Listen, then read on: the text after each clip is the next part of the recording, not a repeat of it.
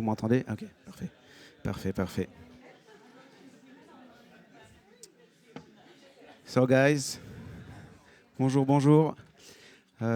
Please come closer. There are seats here, and we will start soon.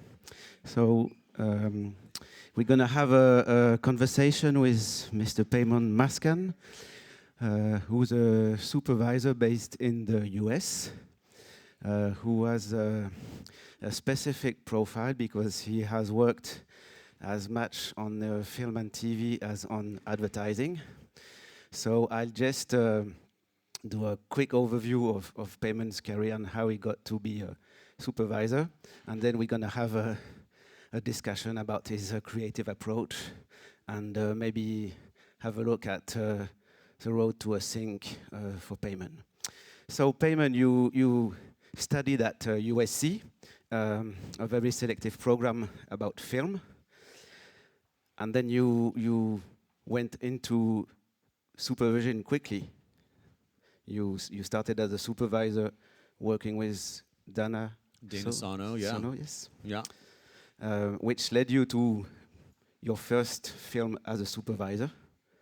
Yeah. First I got I got a credit as a coordinator on Blue Crush, the surfer girl movie, which was the fun film to start on. And then I started getting my own credits after a little bit. Okay. And then we're going to just recap your career because by 2012 you had worked on at least 30 to 35 movies, and then you went to work for Media Arts Lab, which is Apple's in-house marketing agency. Yeah. And you worked on a lot of different campaigns there. Yeah, that was wild because I, as a film person, I didn't want to do advertising, you know. But when Apple's calling, you kind of want to pick up the phone, the iPhone. Sorry,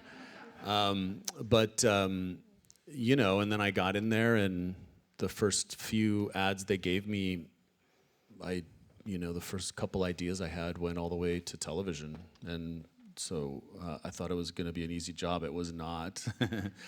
But, it was a good start, and it got me kind of hooked on it. And then I really started to love that form, the short form, the very short form versus film. It was almost like I had been training in one kind of style, and then a new style came, and I was like, ooh, what's this? How do I flex this way? Or how do I use these different muscles? And what does it tell me about music and the shape of music and the bones of it? And so I explored that for like 6 years. And you worked with very famous artists, obviously. Sometimes at the beginning of their careers, like Billie Eilish.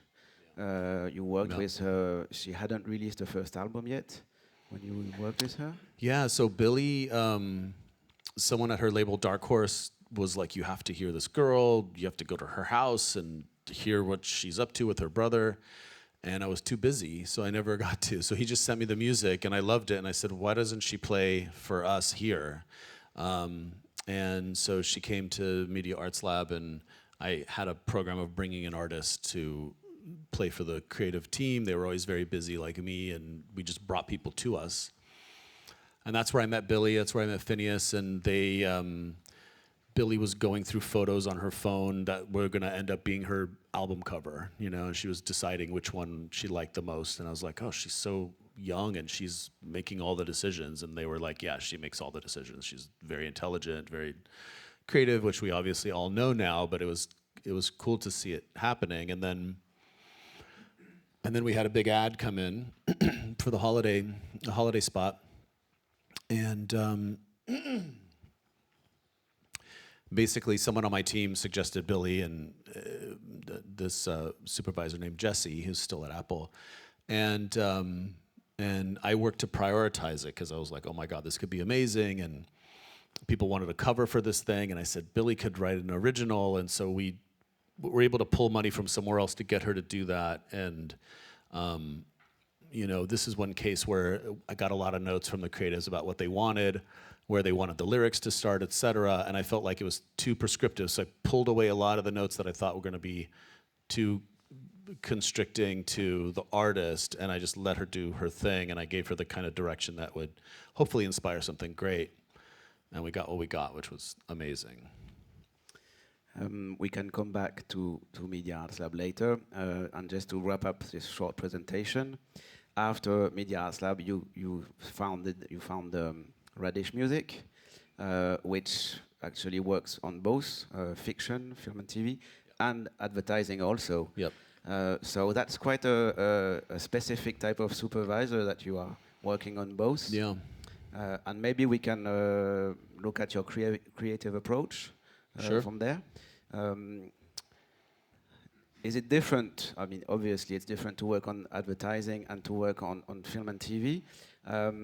When you work on ads, do you look at first the pace of the song, the rhythm, how it suits the images and the message it conveys? Yeah. But do you take into account the cultural background of a song when you work on an advertising sync? Because some iconic songs have such power that you need to make sure that it fits with the brand. How do you approach that? Well,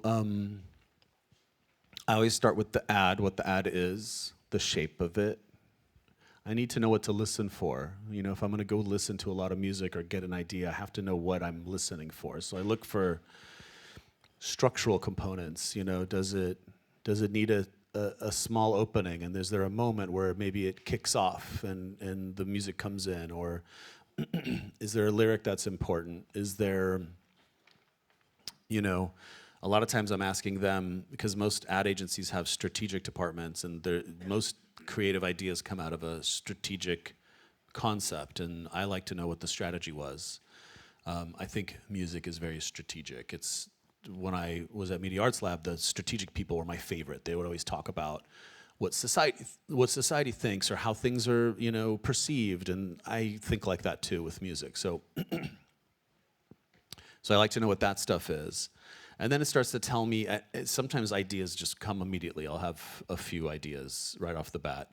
Then I start to literally put them against picture myself. I do my own music editing in a lot of cases. Sometimes I'll bring in a really good music editor to finish it, but typically that's my way to get to know the text. You know, I think a lot of times the biggest thing that I'm battling is my own ideas coming up and clouding my ability to like listen to the director or the creative person. I'll start to get too many ideas. So a lot of times I'm trying to pare those back as much as I can because there's so much gold in those first couple conversations. And then I start to run, then I let my creativity run. Then I really, you know, base it off of like what I've learned, I guess. But it almost always is the structure, you know, if you need to come off the bat with a lot of energy, you're gonna, you know, 2/3 of the songs you might think don't work anymore. Really the only way to know is to cut it yourself. So I encourage anyone who's a music supervisor to do their own editing. There's this big gap between what a music supervisor perceives and what a director already knows, you know, and the director's working with every other department, picture, sound design, etc. So the only advantage you really have is to literally take the film itself and cut music to it. A case in point is one of your recent works, A Man in Full, where we actually worked together because you had selected a song from Léonie Pernet. Yeah. And you asked for the stems and completely re-edited the track to the scene, which is something that we don't usually see happening. So that's really interesting. It's a very creative approach. Yeah, in that case, we loved the song, and there was just these moments. There's like a few moments where the dialogue and the song were competing, and so I knew a good music edit would help us. And before we started exploring other ideas, I said, let's do an edit, you know. And so you were kind enough to give us the stems, and the edit made a big difference. And then there was just like no doubt, everyone loved it. So going back to your specific creative approach, you quite often insist on the notion of storytelling. How does that relate to what you actually do when you look for a song and want to put it in a movie, for instance? Yeah, for me, really, it's creative tension. I'm always looking for creative tension. So there's the idea that you think it's going to be, and a lot of times you're putting a hat on a hat. It's like you don't need to hit the same note that everything else is hitting. Actually, it's kind of like a prism. A prism will pull light apart, and you can see the pieces. It creates tension amongst the colors that pulls them. That makes no sense scientifically, but you get it. But good music will pull you in a direction that will actually reveal something different about the scene, hopefully. If not, then why have music? If it's just going to do the same thing that the scene's trying to do. So hopefully you can add give it a piece of subtext or background, or pull your ear a certain way, or get out of the way. There's so many ways to do it, but I'm always looking for how do I create tension. You have said numerous times that you come from a Iranian background, and so you have a double culture. Does that inform in any way the way you work, or not at all? I don't know if it informs the way I work. I'm very proud of my culture, but I don't speak Persian very well, Farsi very well. I speak like a child,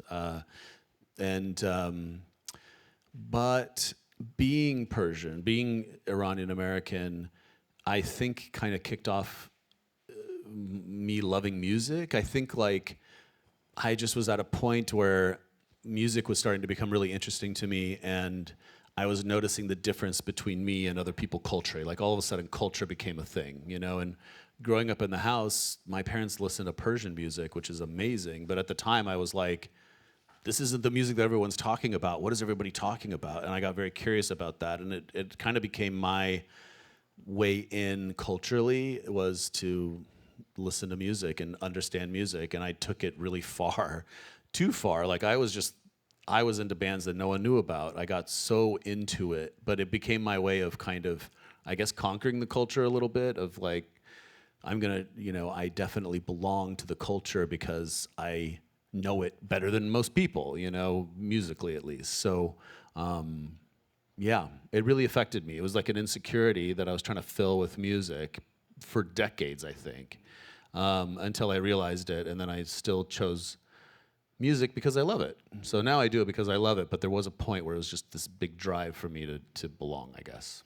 Yeah, so it's not just a hobby, it's also about identity and your place in the world. Yeah, for a long time. It definitely motivated me. Okay. So how do you discover new music? Because I guess you are sent hundreds of songs every week, but I'm sensing there's also the drive to find something different. And the case in point is you worked on Dev Patel's film, Monkey Man. Monkey Man. And you mentioned the other night that you synced a heavy metal song in that film. Yeah. Which I'm curious about because it doesn't sound like natural at first. Yeah, it's the movie's so fun and so cool. There's a whole sequence a big fight sequence, like 3 or 4 fights in a row, and we go from score to, there's a moment I use Boney M in an elevator, during a whole murder, which makes no sense, but it's hilarious. And then we go into, there's gonna be a piece of music after the heavy metal that is this really kind of contemplative, gorgeous, transformative type of a song over him fighting and killing 50 people. And so it's almost like you wanted the contrast to set that moment up. To make that more beautiful, you needed to go almost the opposite before and have as much energy as possible. And also, this has been a big build-up to this big fight.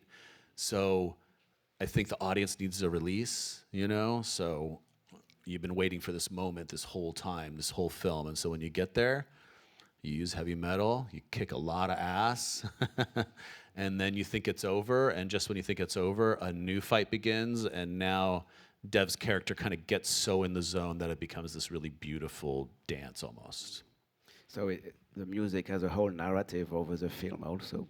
Yeah. Yeah, And I think that is storytelling. That's, how to set up the most important moment, how to set that up, how to take, it takes a lot of empathy, I think, to be a music supervisor. You're constantly in this mode of putting yourself in the audience's shoes, and how do you do that as if it's the first time every time you're simulating the audience mentally, and so and people receive information in certain ways, and you can really set them up to receive it better. I think that's a lot what I think about. So that's that's storytelling. This movie Monkey Man was produced by Jordan Peele. If that gives you a bit of information about what the movie is like, and you should definitely watch it if you haven't yet. Over your career, you were awarded at least 6 Guild Awards, and you were a member of the Clio jury. So that's a lot of recognition. Yeah. There's like, I think there's like 15 or something Clios I won, but it's very easy to win awards when you work for Apple. It's like very easy. It's not easy work, but when you do the hard work, it's easy to get the awards. So at some point I stopped paying attention, but there's at least a dozen of those. I think we had a dozen one year, and then pencils and many Grand Prix, or 3 Grand Prix or something. Lyon. Congrats. Thanks. I wish I had them on a shelf somewhere. I should have paid more attention. On that chimney. Yeah. So maybe let's go to what I call the road to sync. It all starts, I guess, from the relationship with the director and from either the script or a brief. How does it work for you? Yeah. It all starts with the script. And so I think a lot of times I'll get a script and I'll want to do the job to prove I can do the job. I'll want to do the playlist. I'll want to do the scenes. And I actually find that you're setting yourself up to do the job without having any direction yet, which I think is maybe my ego wanting to show how good I can be or something. So now I paint in much broader colors when I meet a director. So I'll just talk about stuff that I think is cool.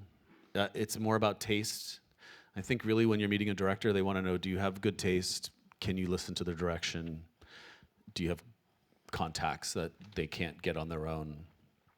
Those are really what they're looking for. So typically, like when I met with Dev, it was on a Zoom, and I'd read the script, I'd watched the film, the rough cut, and so we started talking about music, and I was like, can I just show you something? And so I hit play on a Boiler Room set that Fred Again had done, where he had this like flow-down clip that he spun for like 12 seconds, and then he brought it back.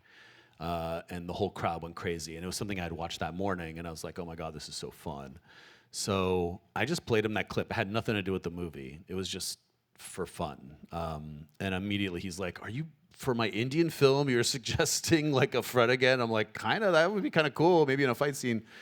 And he hired me right there because of that. And we had a few other conversations about the scenes, but really it was just like a vibe, and it was fun. And we ended up trying that track a lot. We found something better eventually, but it led to the conversation. But if I had given him 15 or 20 songs that I thought would fit in all these scenes, it's almost like you haven't even given him a chance to talk, and it flips the idea upside down. So I really like painting in as broad a colors as I can, just to show connection as a human being and alignment and taste mainly, I think. Yeah, because what is super important at the beginning is to establish trust. And your place within the team and how you relate to the director, who obviously will have the final cut. So how do you establish that bond at first? Well, so what this brings up for me, that question, is the difference between film and advertising. So film is a director's medium, as we've heard many times. And really what the director is looking like, there's a hierarchy, and at the end of the day, the most important person is the director. So films are really about trust, right? Advertising is about an idea. So you have hundreds of people developing what's the idea and working towards the idea, and the idea is king. So two very different worlds. When I'm in an ad conversation, I speak to the idea. I don't speak to the director's treatment. You know, I speak to what's the idea and how does my work lead into the idea. Their work leads into the idea. Editors, special effects, everybody. On a film, it's this quest to understand the director. It's a quest to understand what version of a film is this. Is this the kind of film where I'm bringing a lot of ideas to the table? Is this the kind of film that the director is putting all the songs from their childhood in, and I wasn't there at their childhood, so I just have to ask and figure it out, you know, and then it's a strategic thing about how do I make the budget work, you know. Yeah, so is that what, how do I build trust, right? Yeah, exactly. Yeah. About the idea of an ad, it's interesting because you've worked on some big Nissan campaigns. Yeah. Where you actually used mashups. So you were mixing Outkast with Carole King, for example. Yeah. Where does that idea come from? I wish I could take full credit for that. I can't. So, but it's a process. So okay, I'm gonna act it out. So you have two different Nissans, two different cars, and they're each driving with different people in them, and they each have a different song playing. So the first one has Outkast, I Like the Way You Move. Picture that song in your head. We can all play it. Then the second song is listening to Carole King, I Feel the Earth Move Under My Feet. For us, it was very important that, you know, you're eventually going to mash these two together. So I think the easiest way to do this is you time shift, you know, you change the beat, the rhythm of one of them, you get them to match, put them somewhere in the middle, use some tricks, maybe you have to change the key, and you really fall in love with your idea first of the two songs. But we just it didn't feel natural. I think people can instinctively hear these kinds of things, you know, you can hear when I can hear when a beats per minute is off by 1 or 2, I can sense it immediately. And so we decided we're not going to let whatever songs we choose, they have to be natural. Like they have to be exactly how they are on the radio. So then we worked with a guy named DJ Earworm, who basically hundreds of songs, you know, he's very well known for mashups. So we took hundreds and hundreds of songs. We made charts. What key are they in? Are they complementary to each other? What's their BPM? And we just did matching across, and we started to look for creative ways that things started to make sense. I think the best one we found was Outkast and Carole King. It's like amazing. It's a perfect fit.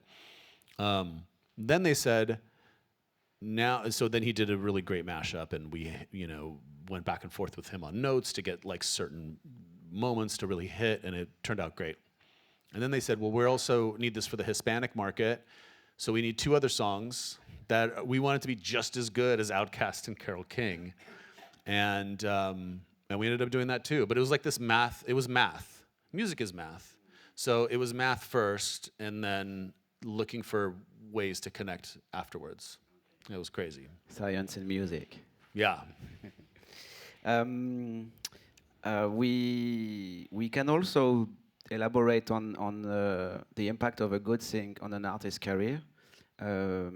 We've had that a few times at Infine, and I guess you've witnessed that many times, obviously not on the big tracks that you would think, but on smaller ones that somehow there's a cultural moment for that song, and then it explodes, and you see the Shazam numbers explode and the streaming. Yeah, I love that. You know, it's like we all love music, but the data is so good. When the data shows you it worked, you know. Science and music. Yeah, exactly. I should wear goggles. Yeah, there was one that I paid a lot of attention to the details on. And by the way, if you're into advertising, love the numbers, embrace it. Like when I'm doing an ad, because it's so many people involved, and people just don't trust subjectivity. They need numbers. So a lot of times on an ad, when it's done, I'll go to the licensor and I'll say, can you go pull numbers for me? Let me know, how did this impact this or that? Because even after you do something great, you still want to market the work you did back to them. You know, oh, we saw a 1,000% uptick in the song and recognizability and blah, blah, blah. People want the ads and agencies, they want like activity, you know, behaviors to happen. I did one called, it was to launch the AirPods, AirPods. So I think up until then, people were like thinking they'd look like, you know, the end of like a toothbrush, automatic toothbrush thing. People were making fun of them, and so we knew we had to do something kind of cool. So we made this ad with Little Buck, where it's like a black and white ad, and he puts the AirPods in, and he starts listening to the song and walking down the street, and then he starts going up the side of a building and does some flips, and he ends up upside down, and he just keeps going. And we used a song by Marian Hill called Down. The song had been out for a year. I think at the time we sunk it was something like 6,000 streams a week, you know, which is poor, I'd say. And we got to 250,000 streams a week the week after the ad played. You know, and that was a group, they were about to break up, they were probably getting dropped, you know, there was a lot of, they weren't in a great place, and we revived their career. They went on tour, they went on a huge world tour. A friend of mine was getting a haircut in China, and he's like, I hear this song's playing in the barber shop. I would get a lot of, you know, texts like that, which is super cool. And that also works because it's for Apple, which is an iconic brand, and that has a lot of cultural power. Yeah, it helps. It helps. I mean, the media spend on that was giant. So whenever we had something that was a hit, they would put more media on it, and it helps. Definitely helps with people hearing it. So just a question about the process of things. And I was curious about an artist. Have you ever had refusals on a sync, but not for financial reasons? Did you have refusal for cultural reasons, for maybe disapproving with a script and things like that? Does that happen a lot? It's happened a couple times. Mostly it's timing. You know, you're looking at an old song and they're about to launch a new record. They don't want to have an old song in the world. They want their new song to, you know, they're insecure about that. It's happened a couple times for creative reasons, you know. An artist who doesn't really care about sync, they don't love the spot. It's actually only happened once, I guess. I have had certain times. I had one ad I was making, and it was highlighting natives to a certain country, and we used an artist from that country, a native artist from that country, and they were unhappy with the representation in the ad, and so we made changes to accommodate them, and because we didn't have any natives on our team, we thought that was really fantastic. I've had similar things to that where I did an ad with an artist in Australia who was she didn't like there wasn't enough natives in that ad, so she wanted to see a couple more, and we had to go shoot more. It's really interesting when an artist can feed back like that, and I don't think a lot of artists know they have that kind of power. You know, in particular, if they're representing a certain community or they have a perspective, they don't see it being fully represented in the spot. If you have people who are listening on the other side, it's really nice to be able to just make your thoughts known. You'd be surprised sometimes. A lot of times they don't care, but hopefully they do. And I always admire artists who can do that, you know. So going back to how you discover new music, apart from the music you are sent, you must spend a lot of time discovering music that's non-Western also, because you want to have all the options. So where do you go for that? How do you do it? There's a version of our job which is very easy. There's a constant flow stream of music coming from all the majors, from publishers, labels, etc. And I would say 98% of the supervisors in the world are all on the same lists. And you just dip your cup and you get a lot of songs and you can just spread them around your projects and probably do okay.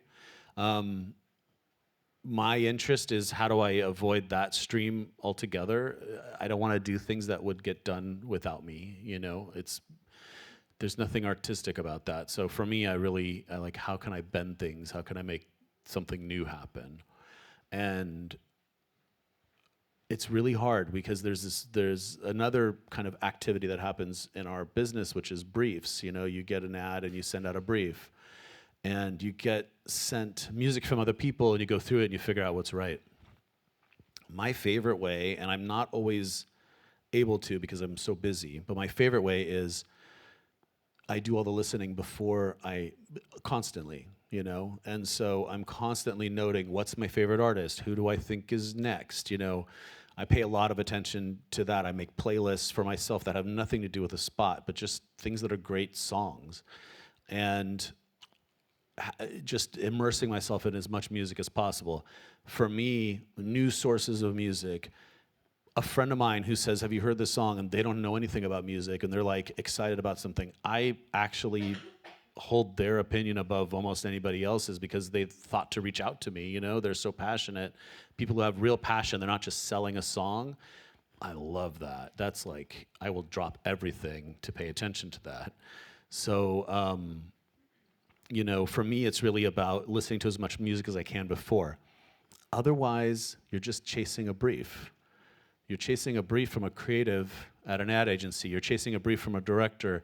I would say most of these people cannot imagine music they have not heard yet.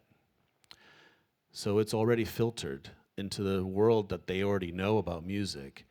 I want to go outside that world, You have to give them that world. They won't hear anything else until you've given them what they expect. But I think it's our job to then go, what is exciting about music to this person? What are they really looking for? What's underneath? How can I illuminate something new for them? And that has to come out of, you're not just going to go find it. You really have to have already listened to something and fallen in love with it. Or a lot of times I don't think about songs, I think about artists. Like I'll look at a scene and I'm like, oh, this feels like this artist. And I'll just go through that artist catalog. And that's how I'll find stuff. So I really believe our job as curators is to listen to as much music as we can and have it on hand and have a language with that music, why we like it. I also think making playlists for people that you actually really care about, that you put a lot of time into. Like sometimes I'll have 25 songs I love and I'll bring it down to 8 songs because those other songs, they didn't have the right shape, they didn't have the right moments. I couldn't listen to it 20 times in a row. That kind of stuff, those 8 songs that are left over, even if they're outside the brief, they would work on a lot of projects. What people really want a lot of times is really great music, and that kind of fits their brief. But they really want really great music. So I really think it's just about listening as much as you can.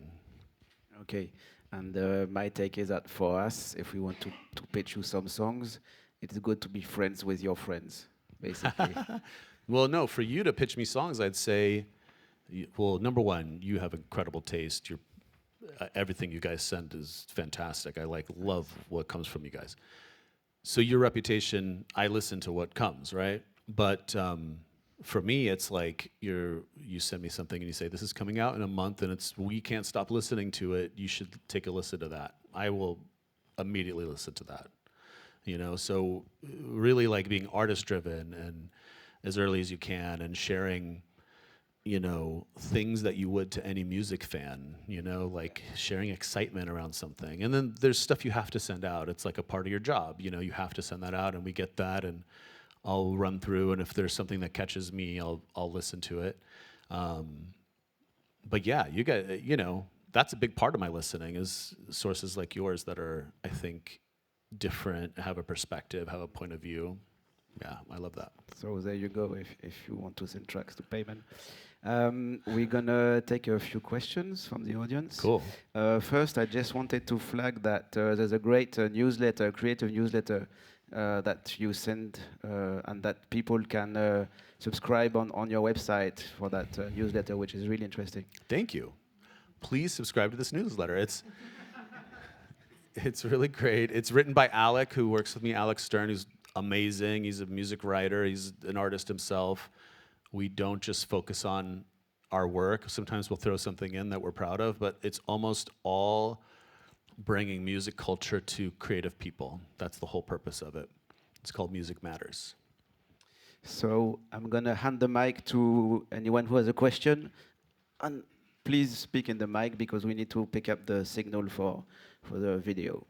So any questions? No? Okay.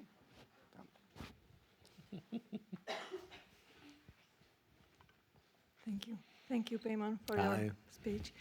I'm Lucy, and I would like to ask what was the thing that brought you the most joy? That was the most fun for you?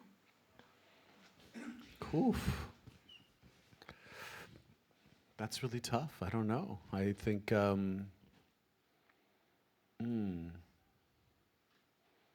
it's always like the last thing I just did, you know?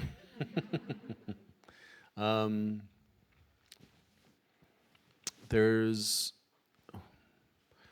something I'm in the middle of right now, and I can't talk about it too much, so maybe it's a bad example. But it's an artist that I think is going to be a giant. She's so talented. It's ridiculous. And I brought her in to do an original piece of music. And it was just at a time when she's finishing her record that's going to come out and everyone's going to hear it. Her name's Erin Allen Kane. So when she comes out, y'all should pay attention. She's quite talented.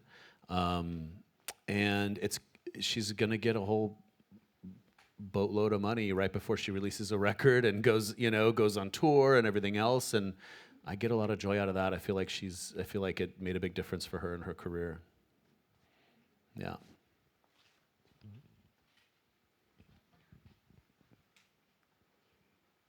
I can try, okay? Yes. You be patient, okay? You got it. What do you do when you feel have a mistake or the dialogue with the director doesn't work or don't understand the other side and you out of control? Yeah. It's such a nightmare, isn't it? Yeah. It all depends on the situation, but I think I will reach out to a producer who knows the director, like usually I'm making relationships with their whole team, and so I'll just start talking to someone I trust and I know that I can just speak frankly, like, we're having a tough time, like, this is what I'm thinking. A lot of times what I have to do for myself is, how can I picture the director to be right about everything they're saying? How can I drop whatever is in the way for me to be 100% on their side and their team and to say what they're saying is completely correct, like if they have a concept of a scene.